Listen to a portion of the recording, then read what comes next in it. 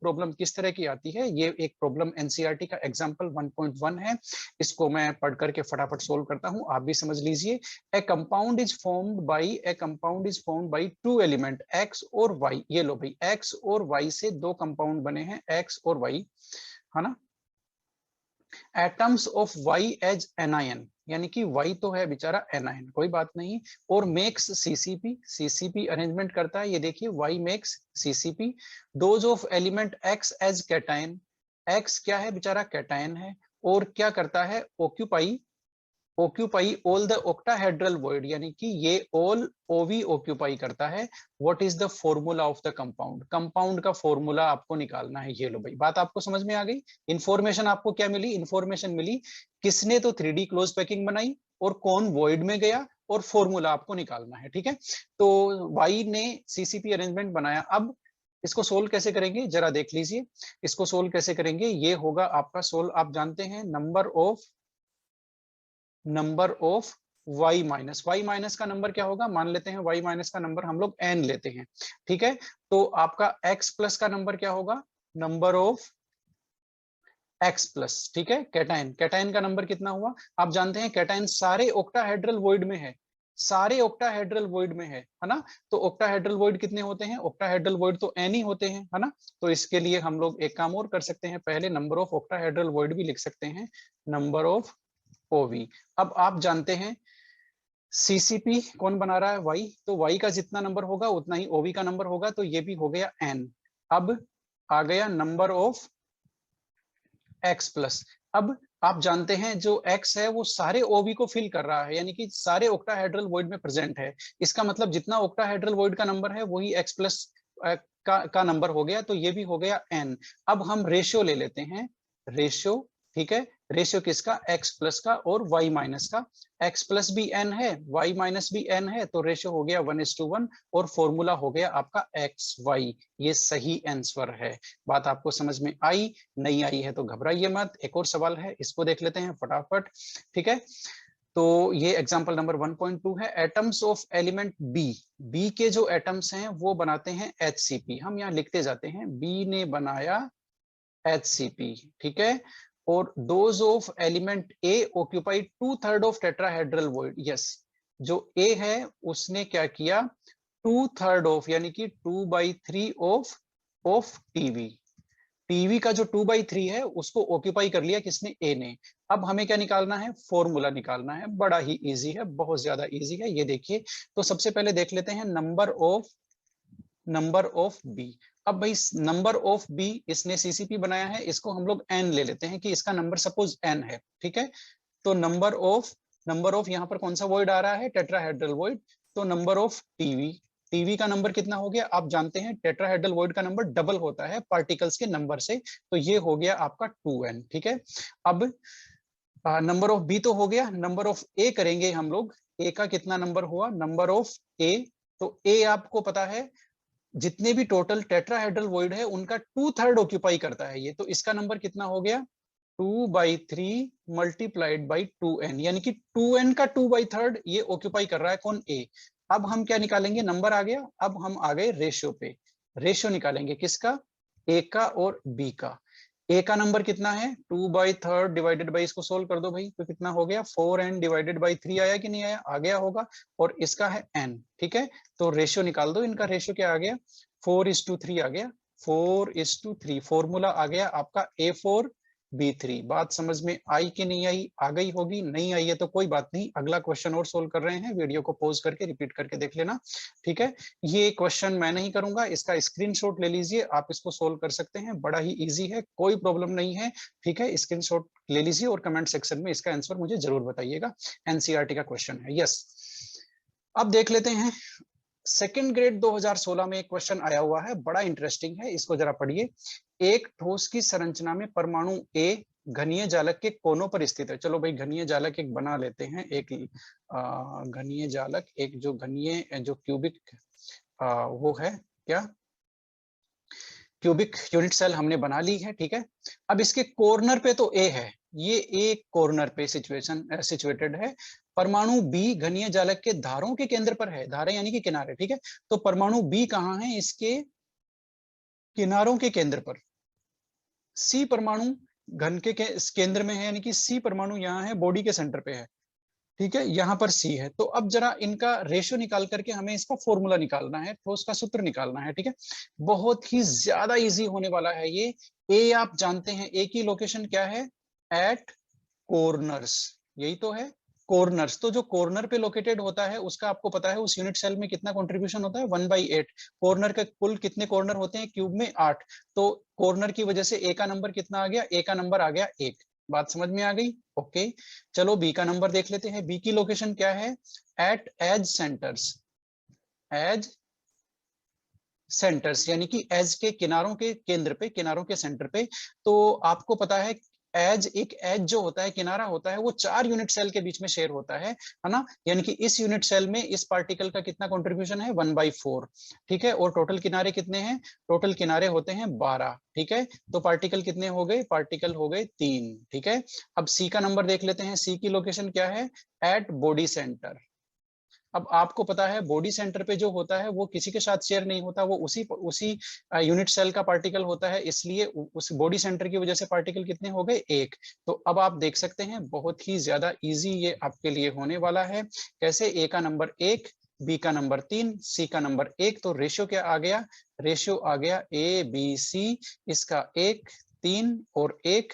तो फॉर्मूला हो गया ए और आपका B3 और आपका C, AB3C। कौन सा फॉर्मूला है भाई, जरा देखना, 3 नंबर हो गया आपका, है ना। CAB3 लिख दो चाहे AB3C लिख दो, कोई बात नहीं, एक ही बात है। कुल मिला के A का और C का नंबर 1-1 है।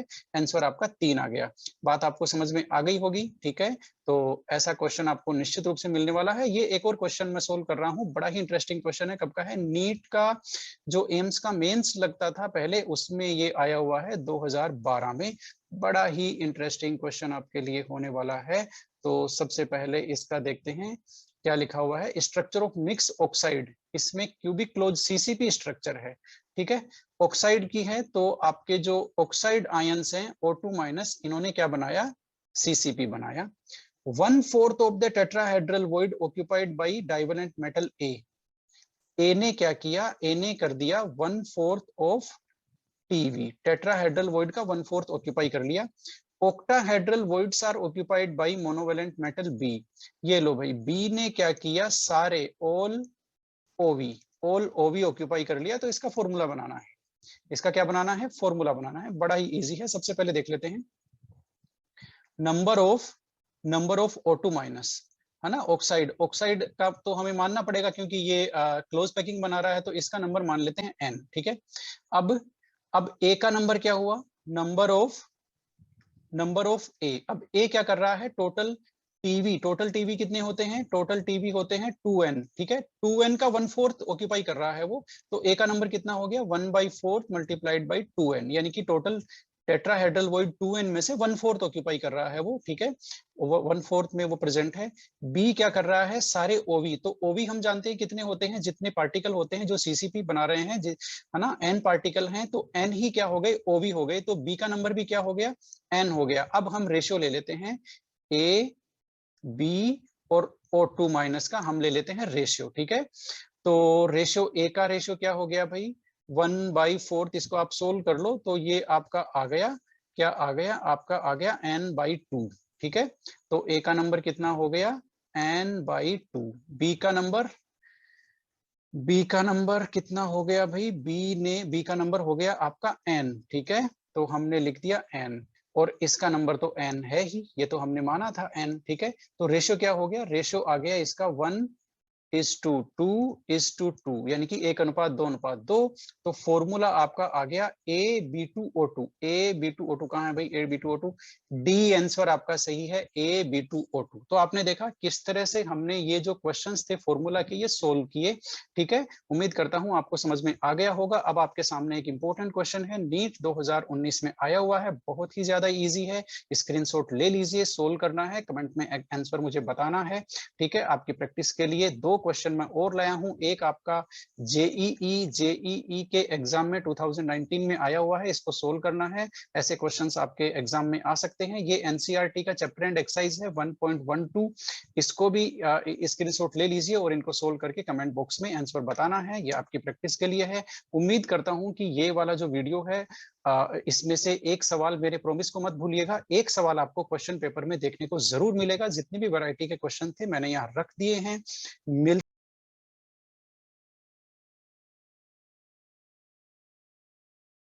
स्क्रीनशॉट आपने ले लिया होगा। अब कुछ क्वेश्चंस आ गए भाई हमारे सामने, बहुत इजी इजी से क्वेश्चन है। ये है आपका क्वेश्चन जेईई 2017 का क्वेश्चन है और ये है मेटल, जरा पढ़ लेते हैं इसको। Metal crystallises in a face centred cubic. अच्छा ठीक है, कोई बात नहीं, एफसीसी क्रिस्टल है।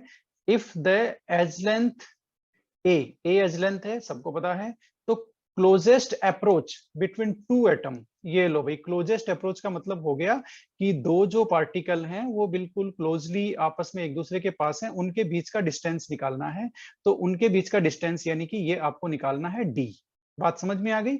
यानी कि आपको निकालना है 2r, D is equal to 2r, ये तो आपको पता ही है। ठीक है, ये आपको निकालना है किसके लिए? एफसीसी के लिए। तो एफसीसी के लिए डी की वैल्यू निकालनी है। एफसीसी के लिए डी की वैल्यू तो आपको पता है, यही तो होती है a/√2। इसमें तो कोई दिक्कत ही नहीं है ना? इसमें तो कोई दिक्कत ही नहीं है। दिखाऊं कहाँ है एफसीसी के लिए डी की वैल्यू? अभी दिखाता हूं। ये आपका एफसीसी है, कहां पर गया भाई? ये रहा, जरा देख लो कहां गोला मार रहा हूं। ये एफसीसी है और इसकी वैल्यू ये रही a/√2। बात समझ में आ गई? तो कोई दिक्कत नहीं है ना? जेई 2017 में बड़ा सिंपल सा सवाल पूछा है। यस, आरपीएससी का सवाल, कॉलेज लेक्चरर 2020, बड़ा ही इजी क्वेश्चन पूछा है। क्या पूछा है? एज लेंथ ए है, कोई बात नहीं, यही होती है। एटॉमिक रेडियस किसके लिए बताना है? बीसीसी, बॉडी सेंटर्ड के लिए। बीसीसी के लिए ए का और आर का रिलेशन बताना है। ये लो भाई, है ना? तो r is equal to √3a/4 होता है, ये तो सबको पता है, ये तो सबको ही पता है ना? इसमें तो कोई दिक्कत ही नहीं है, क्योंकि 4r ये आपका जो बॉडी डायगोनल है उसकी वैल्यू 4r होती है और वो बीसीसी के लिए 3a होता है ना? तो r इज इक्वल टू क्या हो गया? √3a/4 हो गया। तो यही तो वैल्यू होती है। ये आंसर सही है, कोई प्रॉब्लम नहीं है। ये एनसीईआरटी एग्जाम्पलर है, एनसीईआरटी एग्जाम्पलर है। और इसमें इन्होंने क्या पूछा है? एज लेंथ पूछ लिया इन्होंने, है ना? आर नहीं पूछा इन्होंने, ए का फॉर्मूला पूछा है। ठीक है, ए का फॉर्मूला पूछा है। और किस ऑर्डर में पूछा है? पहले एफसीसी के लिए, फिर बीसीसी के लिए, फिर सिंपल क्यूबिक के लिए। किसका फॉर्मूला? ए का फॉर्मूला। तो आर का फॉर्मूला तो आप जानते ही हैं, है ना? एफसीसी, बीसीसी और सिंपल क्यूबिक। तो सिंपल क्यूबिक के लिए आप लोग जो आर का फॉर्मूला है वो जानते हैं, वो a बाई कितना होता है? √2 होता है। तो a का ये r इज इक्वल टू होता है। तो पहले r इज इक्वल टू लिख लेते हैं, फिर a इज इक्वल टू कर लेंगे, कोई दिक्कत नहीं है ना? इसी तरह से बीसीसी के लिए √3a/4 होता है और एफसीसी के लिए होता है आपका a/2√2। ठीक है, ये आर का फॉर्मूला है। आर इज इक्वल टू, तो ए का फॉर्मूला क्या हो गया? A is equal to 2√2r, 2√2r। ये तो हो गया एफसीसी के लिए। और इसके लिए क्या हो गया? इसके लिए फॉर्मूला हो गया A is equal to 4r/√3। ठीक है, किसके लिए? बीसीसी के लिए। और इसके लिए क्या हो गया आर का फॉर्मूला? इसके लिए हो गया आर का फॉर्मूला, सॉरी ए का formula, a is equal to 2r। अब मैच कर लो भाई, मैच कर लो। सबसे पहले ये, फिर ये, फिर ये, और मुझे लगता है आंसर नंबर 1 सही है। ठीक है, तो अच्छा क्वेश्चन था, एनसीईआरटी एग्जाम्पलर। इन्होंने थोड़ा सा घुमाया है, आर का फॉर्मूला नहीं पूछा, ए का फॉर्मूला पूछ लिया। ये क्वेश्चन है आपका नीट 2020 का। ओके, बड़ा ही इजी क्वेश्चन है। एलिमेंट का स्ट्रक्चर देख लो जरा, क्या है? बीसीसी है, कोई बात नहीं। एज लेंथ उसकी ये है, तो एटॉमिक रेडियस निकालना है। तो पहले तो बीसीसी के लिए आर का फॉर्मूला क्या होगा भाई? बीसीसी के लिए आर का फॉर्मूला तो आपको पता ही है, are is equal to √3a/4। ये आर का फॉर्मूला है। ठीक है, किसके लिए, बीसीसी के लिए। ओके, अब इसको आप कैसे कैलकुलेट करेंगे, अच्छा, और ए की वैल्यू उन्होंने दी है, ए की वैल्यू कितनी है 288 पिकोमीटर पीएम, तो ये तो बड़ा ही सिंपल हो गया, ए की वैल्यू रख दो बस, यहाँ पर कैलकुलेशन इसने करा ही नहीं, तो डी सही है, कहानी खत्म। वेरी गुड, इतना इजी सवाल आ जाए तो फिर पूछना ही क्या है। ठीक है, समझ में आ गया होगा मेरे ख्याल से आपको कि ए की इन्होंने कैलकुलेशन ही नहीं कराया, इन्होंने सिर्फ फॉर्मूले में वैल्यू रखवाई है, ये आर का फॉर्मूला है, ए की वैल्यू रख दो और आंसर आ जाएगा डी। ठीक है, कोई प्रॉब्लम नहीं है ना, मैंने सोचा कोई लंबी चौड़ी कैलकुलेशन है, कोई बात नहीं। एक मेटल क्रिस्टलाइज हो रहा है किसमें, देख लेते हैं, एफसीसी में, अभी देखते हैं। एज लेंथ ए की वैल्यू कितनी दे दी भाई इन्होंने, 408। डायामीटर पूछ लिया इन्होंने, डायामीटर का मतलब, डायामीटर आप जानते हैं ना, किसी भी गोले का व्यास, ठीक है ना, व्यास यानी कि हो गया 2r, राइट, और 2r होता है d, बात सही है क्या, बात सही है ना, डायमीटर 2r होता है ना, और 2r की वैल्यू होती है d, यानी कि नेबरिंग पार्टिकल के बीच का डिस्टेंस, है ना, तो चाहे डायमीटर निकाल लो चाहे d निकाल लो। ओके, इसका मतलब a दिया हुआ है और आपको d निकालना है, देखो कितना कितना घुमाने की कोशिश करी है इन्होंने। ठीक है, a दिया हुआ है और d निकालना है, यानी कि a और d का रिलेशन आपको पता होना चाहिए, किसके लिए, एफसीसी के लिए। तो एफसीसी के लिए d का रिलेशन और a का रिलेशन होता है d is equal to a by √2, यानी कि वो टेबल आपको देखो रटा हुआ होना चाहिए, है ना। एक मैंने ट्रिक जो बताई है, डी का रिलेशन याद कर लो और फिर उसको 2 से डिवाइड कर दो, वो आर और ए का रिलेशन आ जाएगा। ठीक है, लेकिन ये सिर्फ सिंगल एलिमेंट के लिए है, कंपाउंड्स के लिए नहीं है, आयनिक कंपाउंड्स वगैरह के लिए नहीं है ये टेबल, ये मैं बताना भूल गया आपको, यहाँ पर बता देता हूँ, ये जो भी टेबल है ये सिर्फ एलिमेंट्स के लिए है, कंपाउंड्स के लिए नहीं है। आप इसको NaCl वगैरह पे लागू नहीं कर सकते, ये देखिए यहाँ लिखा हुआ है for elements only, not for compounds, for pure elements only, not for compounds. आप NaCl का कोई आ जाए और आप ये फॉर्मूला लगाने लग जाएं आर और डी का, वो गलत हो जाएगा, है ना, जरा बच के रहिएगा।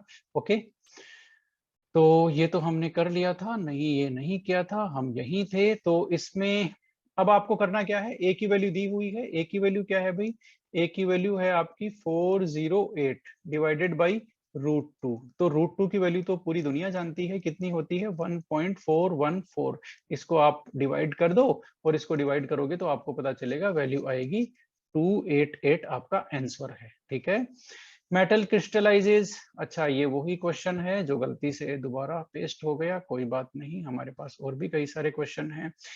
ये देख लो भाई, an element having an atomic radius, अच्छा एटॉमिक रेडियस आर की वैल्यू इन्होंने दे दी है 0.1.4, एफसीसी इन्होंने बता दिया क्रिस्टल, ये देखिए एफसीसी यूनिट सेल है। What is the length of side of unit cell, अच्छा यूनिट सेल की साइड यानी कि ए इन्होंने पूछा है। अब ये लो भाई, ये तो आप कर सकते हो, कहाँ दिक्कत है, एफसीसी के लिए आपको आर और जो ए का रिलेशन है वो आपको पता होना चाहिए, और वो क्या है, वो है आपका r is equal to a by 2√2।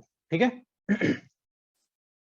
अब आपको करना क्या है, ज्यादा कुछ नहीं करना, ए की वैल्यू तो इन्होंने दी है, अच्छा ए की वैल्यू उन्होंने पूछी है, तो ए का फॉर्मूला हो गया आपका 2√2r, तो 2 मल्टीप्लाइड बाई √2 1.414, और मल्टीप्लाइड बाई r की वैल्यू क्या है 0.14, इनको मल्टीप्लाई कर दो आप सबको, है ना, कोई ज्यादा मुश्किल नहीं होगी, इनको मल्टीप्लाई कर दो, मल्टीप्लाई करोगे तो 0.4 के आसपास आंसर आएगा। देखा कितना सिंपल सा न्यूमेरिकल था, और ये जेई का है, जेईई का है, ये लो, है ना। ठीक है, मेरे ख्याल से अब आपको पता चल रहा होगा जेई के क्वेश्चन कितने इजी होते हैं। यस यस, यहाँ पर इन्होंने किसका रेडियस, रेडियाई का फॉर्मूला है वो पूछा है, किसके लिए, सबसे पहले सिंपल क्यूबिक के लिए आर का फॉर्मूला, फिर बीसीसी के लिए, फिर एफसीसी के लिए।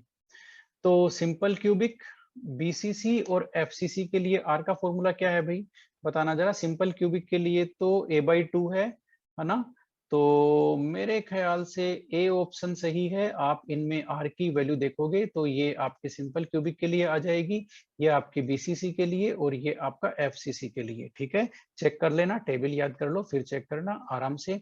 ये बड़ा ही डेंजरस सवाल है, बच के रहना, नीट में आया हुआ है, मैंने बताया था ना, उस टेबल में से वो भी गड़बड़ हो जाती है, वो पूछ लेते हैं।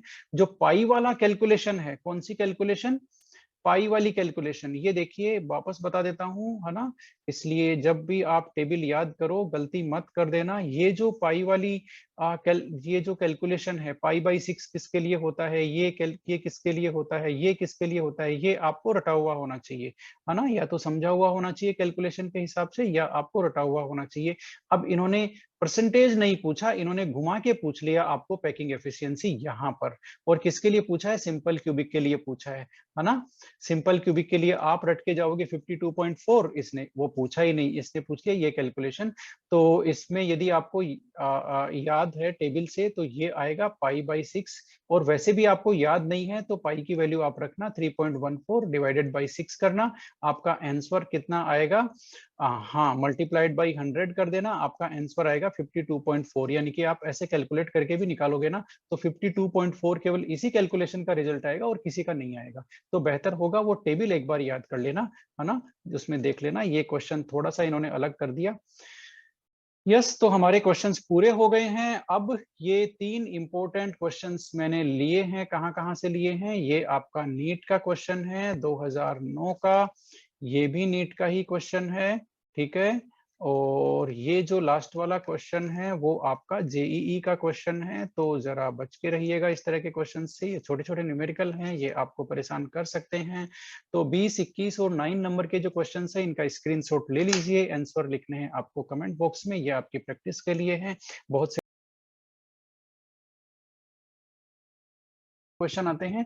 In fluoride structure the coordination number of calcium, calcium का कोऑर्डिनेशन नंबर कितना है भाई फ्लोराइड में, बहुत इजी है, कैल्शियम का कोऑर्डिनेशन नंबर 8 है ना। क्योंकि अभी तो हमने देखा है, आप ऊपर जाके चेक कर सकते हैं, टेबल का स्क्रीनशॉट ले सकते हैं, कैल्शियम का कोऑर्डिनेशन नंबर 8 है, ओके। क्योंकि ये होती है स्ट्रक्चर इस तरह से, और इसका नंबर होता है, ये बनाता है सीसीपी, इसका नंबर 4, ये सारे टेट्राहेड्रल वॉइड में इसका नंबर 8, क्रॉस लाइन बना दीजिए तो 8 इधर आ गया, 4 इधर चला गया, तो कैल्शियम का कोऑर्डिनेशन नंबर हो गया 4। Yes, in which of the following structure coordination number of cation and anion in pact will be the same. अच्छा, ये कह रहा है कैटायन और एनायन का कोऑर्डिनेशन नंबर सेम किस में होगा, तो सेम तो भाई NaCl में होता है, हम जानते हैं, ये वाला सही है, ये वाला एकदम सही है। NaCl में दोनों का ही 6 होता है, Na का भी 6 होता है और Cl का भी 6 होता है ना। मास्टर लाइन आपको ध्यान है ना, Na+ की स्ट्रक्चर में Na+ 6 Cl- से घिरा हुआ रहता है, और Cl- 6 Na+ से घिरा हुआ रहता है। Yes, which of the following not true, अच्छा कौन सा सही नहीं है आयनिक सॉलिड के लिए, बिगर आयन क्लोज पैक स्ट्रक्चर बनाता है, ये तो सही है। Smaller ion occupy either tetrahedral और ऑक्टाहेड्रल, ये भी सही है। Occupation of all void not necessary, हाँ सही बात है, सारे वॉइड भरना जरूरी नहीं है, आधे टेट्राहेड्रल भी भरे हैं, अभी हमने देखा है एक में किसी कोई टेट्राहेड्रल में जा रहा है, कोई ऑक्टाहेड्रल में, ये बात भी सही है। Fraction of octahedral tetrahedral void depend upon occupying, नहीं नहीं ये नहीं है। आयन की रेडियस पे डिपेंड नहीं करता कि कितना परसेंटेज ऑफ ऑक्टाहेड्रल और टेट्राहेड्रल भरेंगे, ये गलत है, और ये गलत स्टेटमेंट है, वही हमारा सही आंसर है। Number of tetrahedral void per unit cell in NaCl, NaCl में टेट्राहेड्रल वॉइड, NaCl में टेट्राहेड्रल वॉइड बड़ा सिंपल है, अभी बताता हूं आपको। NaCl में Cl- का अरेंजमेंट क्या होता है, FCC, ठीक है। FCC में पार्टिकल कितने होते हैं, 4। अब आप जानते हो टेट्राहेड्रल वॉइड का नंबर डबल होता है, 2n होता है, तो हो गया 8, तो टेट्राहेड्रल वॉइड का नंबर डबल हो गया किससे, 8। अच्छा, ये आंसर भी सही है, यहाँ पर ये देखिए twice the number of octahedral void, यानी कि ऑक्टाहेड्रल वॉइड का नंबर यहाँ पर 4 हो गया, 4 से डबल होता है 8, तो कुल मिला के ये दोनों आंसर सही है ना। आपको समझ में नहीं आया हो तो वीडियो को पॉज करके आराम से देखिए क्वेश्चन को, आपको आएगा समझ में। ये लैब असिस्टेंट का क्वेश्चन है, वो NCERT के कुछ एग्जाम्पलर थे। कौन कौन से क्वेश्चन कर लिए भाई हमने, ये तो बात करी नहीं। NCERT एग्जाम्पलर, ये आपका नीट का क्वेश्चन था, ठीक है, ये नीट का क्वेश्चन था, ओके। अब चलते हैं वापस किस में, लैब असिस्टेंट का जो एग्जाम हुआ था 2018, उसमें क्वेश्चन है, उन्होंने सोडियम क्लोराइड क्रिस्टल में सोडियम आयन की समन्वय संख्या यानी कि उसका कोऑर्डिनेशन नंबर पूछा है। आपको पता है Cl और Na+ का दोनों का ही कोऑर्डिनेशन नंबर 6 होता है NaCl की स्ट्रक्चर में। NaCl और KCl की स्ट्रक्चर का कौन सा टाइप होता है, यूनिट सेल कौन सी होती है, हम जानते हैं ना NaCl में Cl माइनस ने FCC बनाता है, और जो Na+ की होती है वही मतलब जो NaCl की होती है वही KCl की होती है, ये हमने एग्जांपल में देखा हुआ है। तो Cl माइनस की स्ट्रक्चर कौन सी हो गई, FCC या CCP, यहाँ पर CCP भी होता तो भी कोई गलत नहीं था। कि कहाँ पे आया हुआ ये क्वेश्चन, ये आया हुआ है पॉलिटेक्निक जो कॉलेज के लिए एग्जाम लगता है उसके लिए आया हुआ है, RPSC का क्वेश्चन है ये भी। लेक्चरर पॉलिटेक्निक जो लेक्चरर के एग्जाम होती है 2011 उसमें आया हुआ है। Number of formula unit NaCl में 4 होती है भाई, सब जानते हैं, पूरी दुनिया जानती है ना। Yes, number of unit cell इतना ग्राम NaCl है ना, तो उसमें यूनिट सेल कितने होंगे, बहुत इजी है, ज्यादा कुछ मुश्किल नहीं है। आइए आपको पता है 1 मोल क्वांटिटी होती है, ठीक है। 1 मोल में 1 मोल NaCl का है ना, 1 मोल ऑफ NaCl, ठीक है, वो उसका एक तरह से फॉर्मूला मास है, तो वो 1 मोल हो गया। 1 मोल ऑफ NaCl में कितने यूनिट्स होते हैं भाई, 6.022 इंटू 10⁻23 NaCl यूनिट्स होती है, ठीक है। इतने पार्टिकल्स होते हैं उसमें NaCl के, इतने पेयर होते हैं, इतने फॉर्मूला यूनिट होती है, ओके। अब जरा एक चीज देख लो आप लोग, एक चीज देख लो, अब इसमें नंबर ऑफ यूनिट सेल पूछा है इसने, है ना, तो इतने NaCl होते हैं 1 मोल में। अब एक यूनिट सेल में 4 NaCl होते हैं, ये आपको पता है। एक यूनिट सेल में कितने होते हैं, 4 यूनिट सेल की फॉर्मूला यूनिट होती है, हमने अभी अभी तो देखा है, ठीक है। तो अब आप क्या करेंगे, इसमें इसने क्या पूछा है, नंबर ऑफ यूनिट सेल, तो पता चल गया टोटल नंबर ऑफ पार्टिकल 58.5 ग्राम में इतने होते हैं, टोटल फॉर्मूला यूनिट एक यूनिट सेल में इतनी फॉर्मूला यूनिट होती है। तो होगा क्या, आपका नंबर ऑफ यूनिट सेल कितनी हो गई इतने ग्राम में, इस नंबर को 4 से डिवाइड कर दो, ये जो 4 है ना इससे डिवाइड कर दो, है ना। देख लो 6 को 4 से डिवाइड करोगे तो 1.5 के आसपास आना चाहिए, तो ये आंसर हो जाएगा, कुछ करने की जरूरत नहीं है, no need to proceed for calculation, okay. Yes, in which of the following crystal alternate, भाई एक छोड़ के एक टेट्राहेड्रल वॉइड किसमें ऑक्यूपाई होता है, ZnS में, याद आया कुछ, है ना। याद नहीं आया तो कर लो भाई, ZnS में होता है, टेबल देख लेना। Yes, in crystal of CsCl the nearest neighbour of CS ion R, एक CS के नियरेस्ट नेबर कितने हैं, यानी कि इसका कोऑर्डिनेशन नंबर कितना है, तो इसमें तो CS तो बॉडी के सेंटर पे होता है ना, बॉडी के सेंटर पे होता है, उसके 8 क्लोराइड आयन उसके कोऑर्डिनेशन क्या बोलते हैं, होते हैं आपके कोऑर्डिनेशन नंबर। तो इस वीडियो में इतना ही, मुझे लगता है हम लोगों ने काफी सारे क्वेश्चन कर लिए, शायद वीडियो थोड़ा लंबा भी हो गया, कोई बात नहीं, मिलते हैं अगले वीडियो में, थैंक यू वेरी मच।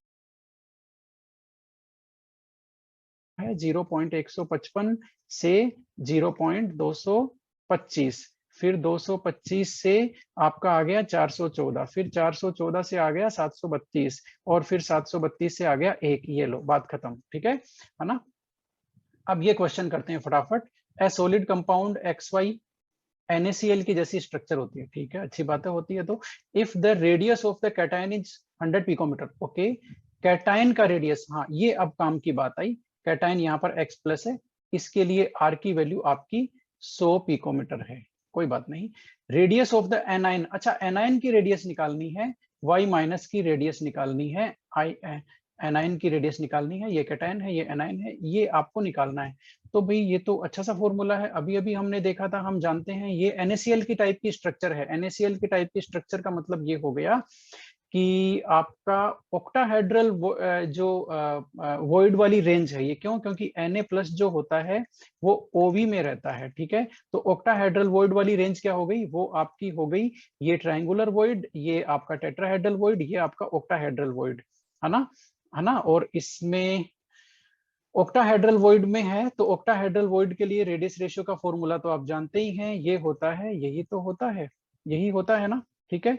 तो एनाइन के इन्होंने पूछा है, एनाइन क्या हो जाएगा, R- is equal to 0.414 multiplied by R+, क्या है भाई, नहीं नहीं, ये तो गलत हो गया, है ना, ये नहीं आएगा फॉर्मूला, आपने बताया भी नहीं, मैंने गलत कर दिया। R- इज इक्वल टू आपका हो गया क्या बोलते हैं, R+ डिवाइडेड बाई 0.414, R+ क्या है 100 को 0.414 से डिवाइड कर दो और वैल्यू आएगी आपकी 241, इसका सही आंसर है। बात आपको समझ में आई, कौन सा फॉर्मूला लगाया, कैसे किया, है ना, दोबारा देख लेना वीडियो को रिवर्स करके। If the value of ionic solid, ionic radius ratio भाई कितना है, कैटायन और एनायन का है 0.52, तो ज्योमेट्रिकल अरेंजमेंट क्या होगा?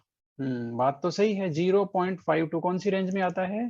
414 से लेकर के 732 इसी में आता है ना। 0.52 हाँ इसी में आता है, तो ऑक्टाहेड्रल होगा अरेंजमेंट। यस, ऑक्टाहेड्रल होगा अरेंजमेंट। कैसे? ये तो आपका ट्राइगोनल वॉइड का है, ये वाला 155 से 225, 225 से 414 आपका टेट्राहेड्रल है, और 414 से 732 आपका ऑक्टाहेड्रल है, 732 से एक आपका क्या है?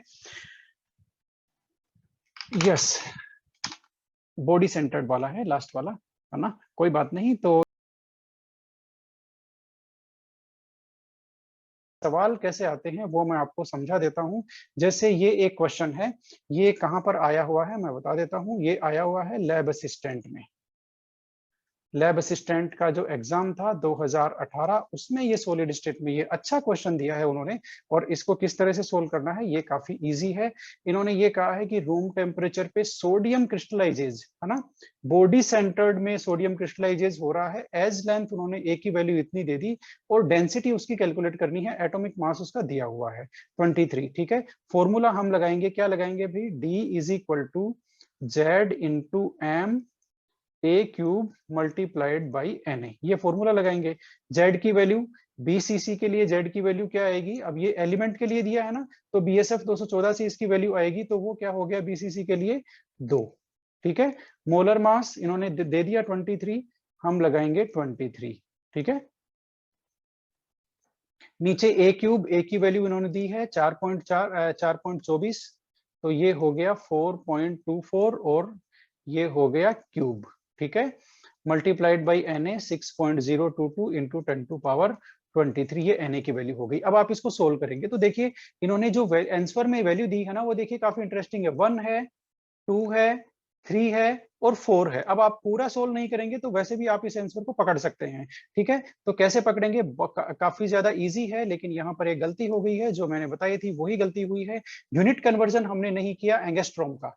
तो पहले एंगस्ट्रॉम का हम लोग यूनिट कन्वर्जन कर लेते हैं, है ना। कहाँ पे करते हैं? यहाँ पे करते हैं। 4.24 एंगस्ट्रॉम, एंगस्ट्रॉम को सेंटीमीटर में कन्वर्ट कर लेते हैं क्योंकि ये 23 ग्राम है, तो सेंटीमीटर में कन्वर्ट करेंगे एंगस्ट्रॉम को। तो 1 angstrom is equal to 10 to power minus 10, 1 angstrom is equal to 10 to power minus 8 centimetre. ठीक है, तो अब उसको कैसे करेंगे? उसको हम लोग करेंगे ए क्यूब, कैसे करेंगे? 4 into 4.24 into 10 to power minus 8 centimetre में। ये सेंटीमीटर में ए की वैल्यू आ गई। ठीक है, तो ए क्यूब कैसे करेंगे? ए क्यूब की वैल्यू हो गई हमारी 4.24 इसका whole cube multiplied by 10 to power minus 24, ये हो गया। ये वैल्यू हम यहाँ रखेंगे, तो यहाँ पर हम क्या रखेंगे देखना जरा, है ना, देखना जरा क्या हो गया। अब 4.24 और इसका क्यूब और multiplied by 10 to power minus 24। ठीक है ना। इस तरह से ये आया। अब आप इसको सोल्व करेंगे, अब आप इसको सोल्व करेंगे तो ये बेसिकली -24 है, और यहाँ 10 टू पावर 23 है, यहाँ -24 है, तो 10 टू पावर -1 बच गया। ठीक है ना। तो क्या क्या हो गया देख लेते हैं जरा, देख लेते हैं। और ये यहाँ कर देते हैं 10 टू पावर -1। ठीक है, इन दोनों को हमने कट कर दिया, ये बच गया। अब इसका होल थ्राइस कर लेते हैं, किसका? किसका? 4.24 का। ठीक है, इसका क्यूब निकालना है बेसिकली। तो क्यूब आप निकालेंगे, इसको इससे मल्टीप्लाई करेंगे, फिर इसको इससे मल्टीप्लाई करेंगे, तो वो आएगा आपका 75 या 76 के आसपास। ठीक है ना। तो ये हो गया 76 किसका? इसका क्यूब। 4.24 का क्यूब 76 हो गया। ऊपर आपका 46 आ गया, 23 को 2 से मल्टीप्लाई करेंगे, 46, 76 नीचे आ गया, 6.022 इंटू 10 टू पावर -1। इसको आप सोल्व करेंगे आगे, आगे आप इसको सोल्व करेंगे, देख लीजिए आगे आप इसको सोल्व करेंगे तो इसका आंसर आएगा 1.022 सॉरी। ठीक है, ग्राम सेंटीमीटर क्यूब। ग्राम पर सेंटीमीटर क्यूब। तो इसमें कौन सा ऑप्शन सही है? 1 ऑप्शन सही है। ठीक है, तो इस तरह से ये जो न्यूमेरिकल्स हैं वो सोल्व करते हैं। एक हमारे पास नीट का भी क्वेश्चन है, देखिए इसका सॉल्यूशन ही मैंने यहाँ रख दिया क्योंकि टाइम काफी ज्यादा लगता है। ये नीट 2006 का क्वेश्चन है। अब इसमें देखो क्या दिया हुआ है ना, क्या नहीं दिया हुआ वो हम फटाफट देख लेते हैं। बीसीसी स्ट्रक्चर इन्होंने दिया है। अच्छा, यहाँ पर आयनिक सॉलिड के लिए दे दिया इन्होंने, आयनिक सॉलिड के लिए दिया है और वो भी सीजियम ब्रोमाइड है। ठीक है, अब इसमें इन्होंने यूनिट सेल की जो लेंथ है वो इतनी बता दी इन्होंने। ठीक है, यूनिट सेल की लेंथ यानी कि ए की वैल्यू इन्होंने दे दी, तो यहाँ पर कोई चक्कर नहीं रखा डिस्टेंस का।